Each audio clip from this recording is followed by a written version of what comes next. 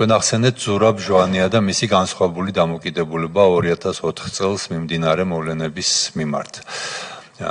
ზურაბ ჟვანიას გარდაცვალებას დღემდე რაღაცნაირად ბევრ კითხვას ბადებს და შეიძლება არასწორად მახსოვს, მაგრამ რატომღაც მახსოვს, რომ თქვენ რაღაც განცხადებები გაქვთ გაკეთებული ზურაბ ჟვანიას გარდაცვალებასთან დაკავშირებით. რამე ინფორმაცია ხო არა გაქვთ ისეთი, რაც შეიძლება საინტერესო იყოს საზოგადოებისთვის.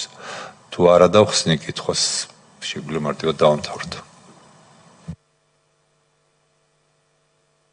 მე ვფიქრობ, რომ ამ გარდაცვალებასთან დაკავშირებით მხოლოდ ოქრუაშვილმა და სააკაშვილმა იციან რეალურად რა მოხდა.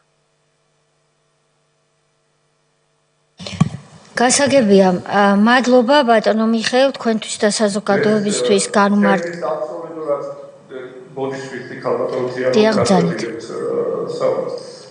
ჩემთვის აბსოლუტურად იმდენად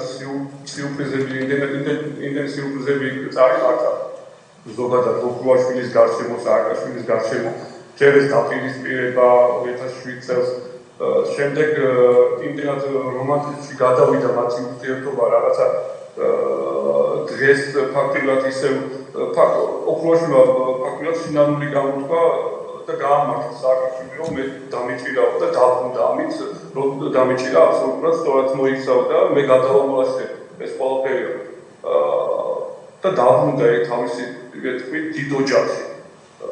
დღეს ისინი ერთად ასე ვთქვათ მოკავშირეები არიან. ეს ყველაფერი უკვე წარსულში დიდ კითხვის ნიშანს აჩენს. ის 2007 წელს დიდი ალბათობით შესაძლებელია ურთიერთ შეთანხმებითაც წამოიწეს ეს ასე ვთქვათ